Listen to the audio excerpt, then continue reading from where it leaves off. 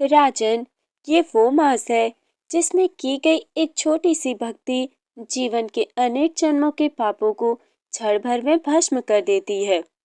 इसी वाणी के साथ आज की कथा का द्वार खुलता है। प्रातः काल का समय था। शीतल पवन बह रही थी। पौष मास की ठंडी सुबह पर भक्तों के हृदय में भक्ति की अग्नि प्रज्वलित थी। नदियों के तटों पर दीप चल रहे थे।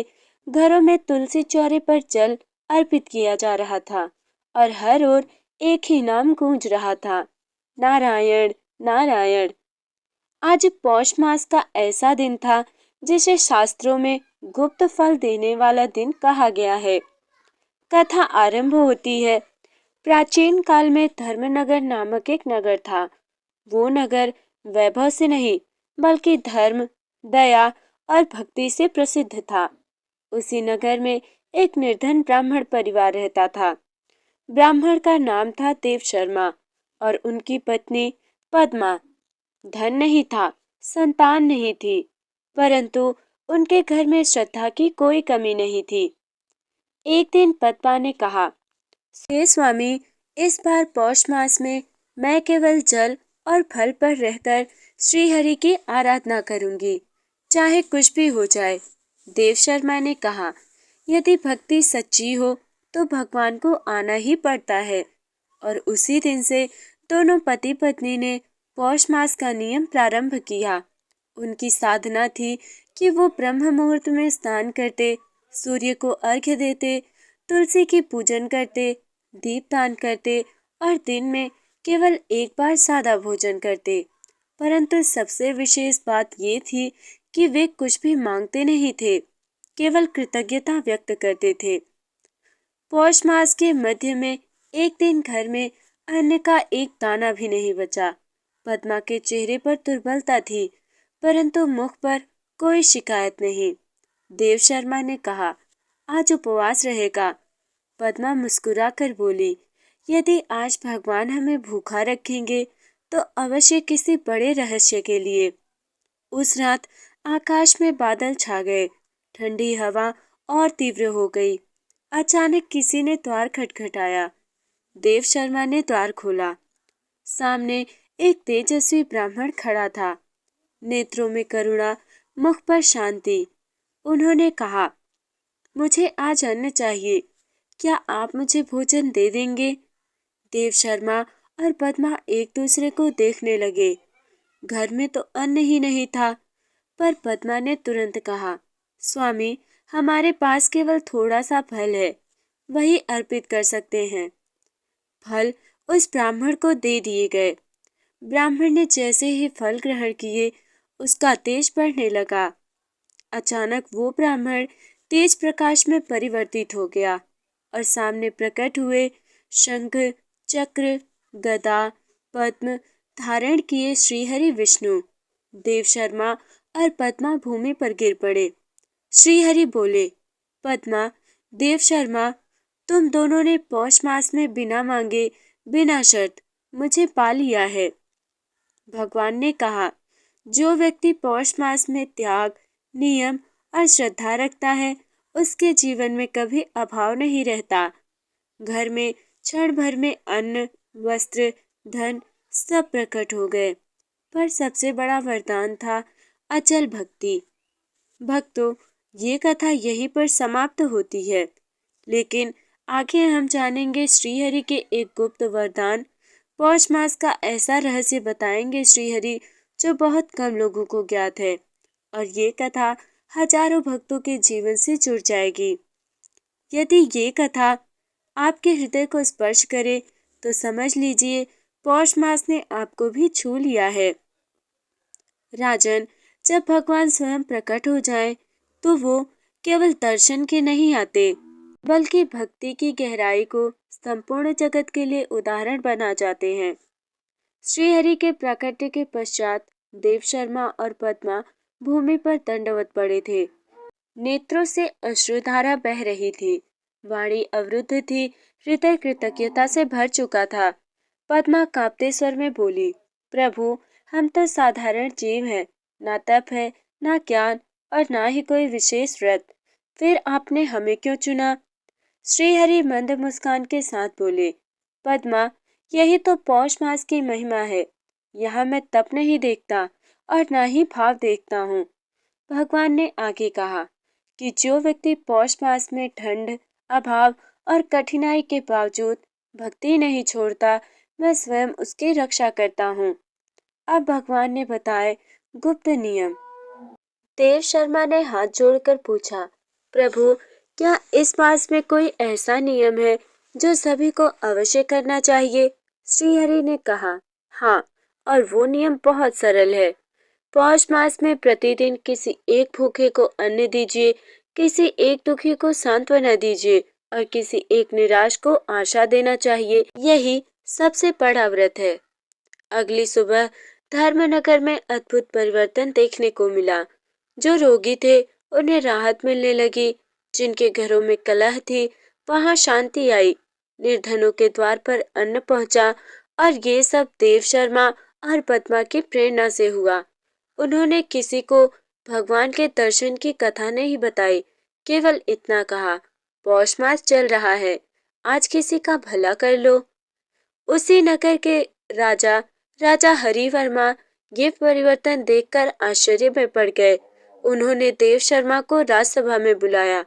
राजा बोले, ब्राह्मण देव, नगर में ऐसा क्या हो रहा है जो वर्षों में नहीं हुआ? देव शर्मा ने शांत स्वर में कहा, महाराज, ये सब पौष मास का प्रभाव है और कुछ नहीं। राजा हरिवर्मा बोले, मैं वर्षों से यज्ञ करता आया हूँ, दान देता आया हूँ, फिर भी मन को शांति क्यों नहीं मिली? पद्मा ने उत्तर दिया, क्योंकि महाराज, आपने दान दिया परंतु दया नहीं दी। ये सुनकर राजा स्तब्ध रह गए। उसी क्षण राजा ने घोषणा की, आज से पौष मास में राज्य का प्रत्येक व्यक्ति किसी न किसी का कष्ट हरने का प्रयास करेगा। राज्य में अन्नशालाएं खुल गई, दीपदान प्रारंभ हुआ, नदी तटों पर भोजन होने लगे। उस रात्रि राजा के स्वप्न में श्रीहरि प्रकट हुए। उन्होंने कहा, राजन, पौष मास केवल कथा सुनने का नहीं, कथा जीने का मास है। जो भी इस मास में दूसरों के लिए जीता है, मैं अगले जन्म ही इसी जन्म में उसका कल्याण कर देता हूँ। तो भक्तों, अब हम आगे जानेंगे राजा के जीवन में आएगा एक बड़ा संकट और पौष मास की भक्ति होगी अग्नि परीक्षा। और श्री हरि स्वयं ये बताएंगे कि संकट में सच्चा भक्त कौन होता है। यदि ये कथा आपको भीतर से शांत कर रही है तो समझ लीजिए श्री हरि आपके भी समीप आ रहे हैं। भक्तों, राजन भक्ति की परीक्षा में सुख नहीं थे। वो तो तब होती है जब सब कुछ छिनता हुआ प्रतीत हो। पौष मास अपने मध्य चरण में प्रवेश कर चुका था। नगर में भक्ति का वातावरण था, परंतु विधाता भक्तों की परीक्षा लेना नहीं भूलता। एक रात्रि घोर अंधकार छा गया। आकाश में बादल गड़गड़ाने लगे, ठंडी हवाओं के साथ अशुभ संकेत मिलने लगे। प्रातः होते ही समाचार आया, राज्य की सीमा पर भयंकर अकाल की संभावना है। राजा हरिवर्मा के मुख से शांति विलुप्त हो गई। राजसभा में उन्होंने कहा, यदि अकाल आया तो अन्नशालाएं कैसे चलेंगी? क्या पौष मास की भक्ति यहीं तक थी? सभा में सन्नाटा छा गया। तभी देव शर्मा आगे आए और बोले, महाराज, जब भगवान स्वयं मार्गदर्शक हो तब चिंता क्यों? पौष मास में संकट आना अशुभ नहीं, बल्कि भक्ति का प्रमाण है। कुछ ही दिनों में नदी का जल स्तर घटने लगा, खेत सूखने लगे, प्रजा भयभीत होने लगी। लोग कहने लगे, क्या पौष मास की भक्ति व्यर्थ गई? पर देव शर्मा और पद्मा नियम पूर्वक अपनी साधना में लगे रहे। एक दिन पद्मा ने घर का अंतिम अन्न एक भूखी बालिका को दे दिया। देव शर्मा ने पूछा, यदि कल कुछ ना बचा तो? पद्मा मुस्कुराई, तो श्रीहरि होंगे ना? पूरे 7 दिन कोई चमत्कार नहीं हुआ। राज्य में अन्न कम होने लगा। राजा ने गोदाम खोल दिए। लोगों ने देखा, जो देते हैं वही खाली होते जा रहे हैं। और यही भक्ति की सच्ची परीक्षा थी। राजा हरिवर्मा एकांत में बोले, यदि भगवान प्रसन्न है तो ये संकट क्यों? उसी रात स्वप्न में कोई उत्तर नहीं मिला। अचानक आकाश में परिवर्तन हुआ। नियम पूर्वक अपनी साधना में लगे रहे। एक दिन पद्मा ने घर का अंतिम अन्न एक भूखी बालिका को दे दिया। देव शर्मा ने पूछा, यदि कल कुछ न बचा तो? पद्मा मुस्कुराई, तो श्रीहरि होंगे ना? पूरे 7 दिन कोई चमत्कार नहीं हुआ। राज्य में अन्न कम होने लगा। राजा ने गोदाम खोल दिए। लोगों ने देखा, जो देते हैं वही खाली होते जा रहे हैं। और यही भक्ति की सच्ची परीक्षा थी। राजा हरिवर्मा एकांत में बोले, यदि भगवान प्रसन्न है तो ये संकट क्यों? उसी रात स्वप्न में कोई उत्तर नहीं मिला। अचानक आकाश में परिवर्तन हुआ। पौष मास के 20वें दिन अचानक आकाश में परिवर्तन हुआ। बादल घिराए, शीतल बूंदें गिरी, परंतु वो सामान्य वर्षा नहीं थी। सूखे खेतों में हरियाली आई, सूखी नदियों में जल भर आया, भंडारों में अन्न की वृद्धि होने लगी। लोग चकित रह गए। देव शर्मा ने कहा, देखो, पौष मास में भगवान देर से आते हैं, पर खाली हाथ नहीं जाते। राजा हरिवर्मा देव शर्मा के चरणों में झुक गए। उन्होंने कहा, आज मैंने जाना, भक्ति परिणाम नहीं मांगती, वो समर्पण मांगती है। भक्तों, अब हम आगे जानेंगे कि राजा को मिलेगा एक गुप्त आदेश। पौष मास की अंतिम परीक्षा आरंभ होगी और ये तय होगा कौन केवल भक्त है और कौन भगवान का अपना है। भक्तों, जो संकट में भी भगवान को ना छोड़े, वही वास्तव में पौष मास का अधिकारी होता है।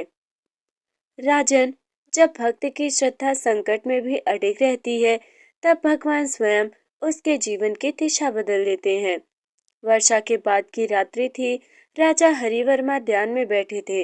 अचानक संपूर्ण कक्ष में दिव्य प्रकाश फैल गया। स्वप्न नहीं, ये साक्षात अनुभव था। श्रीहरि बोले, राजन, ये संकट समाप्त नहीं हुआ है, केवल रुका है। अब मैं तुम्हारी निष्ठा देखना चाहता हूँ। श्रीहरि ने कहा, कल प्रातः राजकोष के द्वार खोल देना, जो भी मांगे बिना जांच दिए देना। राजा चकित रह गए। प्रभु, यदि सब लुट गया तो? श्रीहरि मुस्कुराए, तब तुम मेरे हो जाओगे। प्रातःकाल राजा का मन डगमगाया। मंत्री बोले, महाराज, ये आदेश राज्य को संकट में डाल देगा। पर राजा ने कहा, यदि भगवान पर विश्वास संकट बन जाए तो ऐसा राज्य व्यर्थ है। ढोल नगाड़ों के साथ घोषणा हुई, आज पौष मास में राजकोष सबके लिए खुला है। भूखे, निर्धन, रोगी सब आने लगे। सोना, अन्न, वस्त्र सब दान होने लगा। दोपहर तक राजकोष लगभग खाली हो गया। मंत्रियों के चेहरे उतरे हुए थे। तभी एक वृद्ध आया। उसने कहा, मुझे कुछ नहीं चाहिए, बस राजा का विश्वास चाहिए। राजा ने हाथ जोड़ दिए। अचानक वृद्ध तेज प्रकाश में बदल गया। साक्षात श्रीहरि प्रकट हुए। सारी सभा स्तब्ध रह गई। भगवान बोले, राजन, आज तुम केवल राजा नहीं, मेरे सेवक बन गए। जो राज्य पौष मास में बिना शर्त देता है, वहां कभी अभाव नहीं आता। क्षण भर में राजकोष पुनः भर गया, पर इस बार 2 गुना। राज्य में सदैव के लिए नियम बना, पौष मास में दान अनिवार्य होना चाहिए, किसी से प्रश्न नहीं किया जाना चाहिए और सेवा ही शासन होती है। तो भक्तों, अब हम आगे सुनेंगे देव शर्मा को एक मिलेगा विशेष वरदान। पद्मा बनेगी पौष मास की जीवंत प्रतीक और कथा पहुंचेगी अपने सबसे दिव्य शिखर पर। भक्तों, जब राजा झुकता है तभी राज्य उठता है। जब भगवान किसी को चुन लेते हैं तो वो व्यक्ति नहीं रहता, वो एक संदेश बन जाता है। राजसभा में श्रीहरि के प्रकट होते ही सबकी दृष्टि एक व्यक्ति पर टिक गई, देव शर्मा। वही साधारण ब्राह्मण जो प्रतिदिन पौष मास में दीप जलाता था, आज उसका मुख दिव्य तेज से दमक रहा था। भगवान ने कहा, देव शर्मा, तुमने ना राज्य मांगा, ना धन और ना ही सम्मान, तुमने मांगा है केवल भक्ति। सभा में सन्नाटा छा गया। श्रीहरि बोले, आज से जो भी व्यक्ति पौष मास में सच्चे मन से दीप जलाएगा, उसका जीवन अंधकार से मुक्त होगा। और देव शर्मा, तुम इसके साक्षी बनोगे। देव शर्मा कांपते स्वर में बोला, प्रभु, यदि मेरा जीवन किसी के काम आ सके तो यही मेरा सबसे बड़ा सौभाग्य है। श्रीहरि की आंखों में करुणा छलक आई। इसी समय सभा के द्वार से एक युवती प्रवेश करती है, पद्मा। उसके हाथ में एक छोटा सा दीप था जो कभी बुझता नहीं था। राजा ने पूछा, ये दीप कैसे प्रज्वलित रहता है? पद्मा बोली, महाराज, ये पौष मास में माँ लक्ष्मी के नाम जलाया गया दीप है। इसमें श्रद्धा का घी और विश्वास की बाती है। तभी आकाश से पुष्प वर्षा हुई। श्रीहरि बोले, जहाँ पौष मास में लक्ष्मी की आराधना सेवा से जुड़ जाती है, वहाँ दरिद्रता प्रवेश नहीं कर सकती। फिर राज्य में नई परंपरा की स्थापना हुई। इस दिन से पौष मास में दीपदान, अन्नदान, लक्ष्मी नारायण का संयुक्त पूजन, सेवा को पूजा का रूप राज्य का नियम बन गया। तो भक्तों, अब हम जानेंगे आगे पद्मा का जीवन बनेगा आदर्श, एक गृहस्थ कथा उभरेगी और पौष मास का गूढ़ रहस्य खुलेगा। जहाँ भक्ति और सेवा एक साथ चलती है, वही लक्ष्मी स्थिर होती है। भक्तों, कुछ कथाएं सुनने के लिए नहीं होती, वे जीवन को भीतर से मोड़ देती हैं। राजसभा से लौटने के बाद पद्मा का जीवन एकदम बदल गया। ना कोई अहंकार, ना कोई दिखावा। वो उसी कच्चे घर में रहती थी, पर अब उस घर में शांति और समृद्धि दोनों का वास था। उसका प्रतिदिन का दिनचर्या बन गया। सूर्योदय से पहले उठती, स्नान करती, तुलसी के पास जाती, एक दीप जलाती और कहती, हे लक्ष्मी नारायण, आज जो भी मिले उसे पहले किसी जरूरतमंद तक पहुंचा देना। पौष मास में उसका ये नियम और कठोर हो गया। बिना दीपदान भोजन नहीं, बिना सेवा पूजा नहीं। धीरे धीरे पूरे नगर की स्त्रियां पद्मा से जुड़ने लगीं। एक दिन एक वृद्ध विधवा पद्मा के द्वार पर आई। उसकी आंखों में आंसू थे, हाथ खाली था। वो बोली, बेटी, आज पौष मास का दिन है, पर मेरे पास दीप जलाने को तेल तक नहीं। पद्मा मुस्कुराई। उसने अपने घर का अंतिम दीप निकालकर विधवा को दे दिया और बोली, माँ, जब नियत सच्ची हो तो दीप किसी का भी हो, भगवान तक पहुंच ही जाता है। उसी क्षण, उसी रात पद्मा के घर अन्न अपने आप बढ़ गया। तेल की कुप्पी कभी खाली नहीं हुई और घर में दिव्य सुगंध फैल गई। लोग समझ गए, ये लक्ष्मी कृपा है। नगर के विद्वानों को श्रीहरि की कही बात अब समझ में आई कि पौष मास में जो अपने दीप को किसी और के अंधकार में रख देता है, उसके जीवन से अंधकार स्वयं चला जाता है। तो भक्तों, एक गुप्त सत्य प्रकट होगा अब। जो पौष मास में दीपदान केवल तेल और बाती नहीं, अहंकार और संग्रह का त्याग करता है। भक्तों, जो दीप दूसरों के लिए जलता है, वही ईश्वर तक पहुंचता है। ईश्वर पहले भक्त की परीक्षा लेते हैं, फिर संसार को साक्षी बनाते हैं। पौष मास का मध्य चल रहा था। एक दिन अचानक बादल नहीं आए, खेत सूखने लगे, अनाज के दाम बढ़ने लगे। राजा चिंतित हो उठा।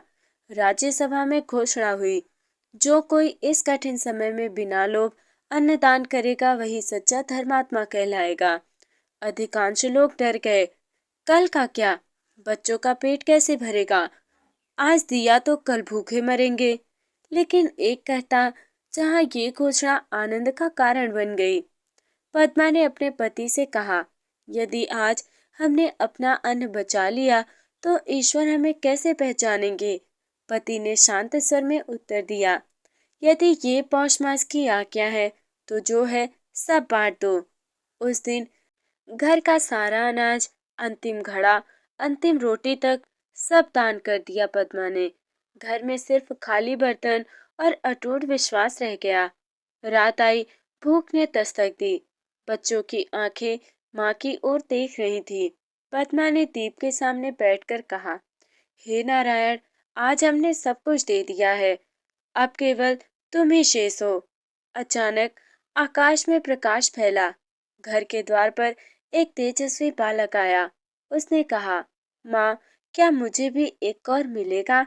पद्मा ने खाली हाथ दिखाते हुए कहा, बेटा, घर में कुछ नहीं, पर यदि मेरी भूख तुम्हें शांत कर सके तो वो तुम्हारी है। बालक मुस्कुराया। क्षण भर में वो श्रीहरि में परिवर्तित हो गया। घर दिव्य प्रकाश से भर गया। श्रीहरि बोले, पद्मा, आज तुमने मुझे पा लिया है। जो भी पौष मास में जो अन्न छोड़ सकता है, वही अनंत को पा सकता है। भक्तों, जब ईश्वर प्रकट होते हैं, तो केवल भक्त नहीं बदलता, पूरा युग दिशा बदल देता है। अगली सुबह सूर्योदय होते ही पद्मा का घर दिव्य सुवास से भर गया। जहाँ रात को खाली बर्तन थे, वहाँ अब अन्न से भरे पात्र, दूध और दही, स्वर्णिम गेहूं, सब कुछ अद्भुत रूप से प्रकट था। पद्मा ने कुछ भी छुआ नहीं। वो बोली, हे प्रभु, ये मेरा नहीं, ये आपके नाम का प्रसाद है। कुछ ही घंटों में नगर के हर कोने में ये बात फैल गई। जिस घर ने सब कुछ दान कर दिया, उसी घर में अनंत भर गया। लोग चकित थे। राजा स्वयं साधारण वेश में पद्मा के घर पहुंचा। उसने देखा, ना कोई दिखावा, ना कोई गर्व, केवल शांत भक्ति थी। राजा ने पूछा, तुमने ये सब कैसे पाया?